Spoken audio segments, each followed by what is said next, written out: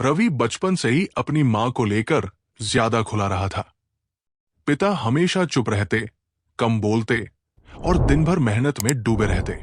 रवि को अक्सर लगता पिताजी समझते ही नहीं, कभी प्यार दिखाते ही नहीं। धीरे धीरे रवि बड़ा हो गया। पढ़ाई, दोस्तों और अपनी दुनिया में खोकर उसे पिता की खामोशी और ज्यादा खटकने लगी।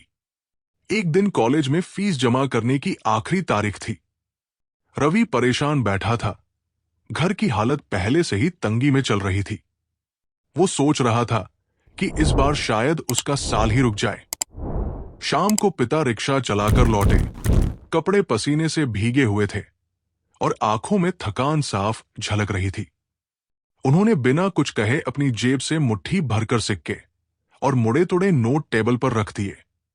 रवि हैरान होकर बोला, पिताजी, ये पैसे कहां से आए? आपने तो कहा था कि अभी कुछ नहीं बचा। पिता ने धीरे से मुस्कुराते हुए कहा, आज दोपहर से कुछ खाया नहीं बेटा। सोचा तू अपनी पढ़ाई बीच में मत छोड़ देना। रवि के हाथ कांप गए। उसने देखा पिता के पैरों में पुराने घिसे हुए जूते थे, जिनके तल्ले तक अलग हो चुके थे।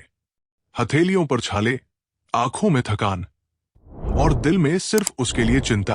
वो फूट पड़ा, पिताजी, मैंने कभी समझा ही नहीं। आपने इतना सब कैसे सहा? पिता ने उसके सिर पर हाथ रखा। बस इतना याद रखना बेटा, एक पिता की खुशी उसके बच्चों की उड़ान में होती है, न कि अपनी थकान में। रवि की आंखें भर आई। पहली बार उसे महसूस हुआ कि पिता का प्यार कभी शब्दों में नहीं था। वो रोज की चुप्पी, पसीने की बूंदों और भूखे पेट की रातों में छिपा हुआ था। सीख, मां प्यार जताती है, पिता प्यार निभाते हैं।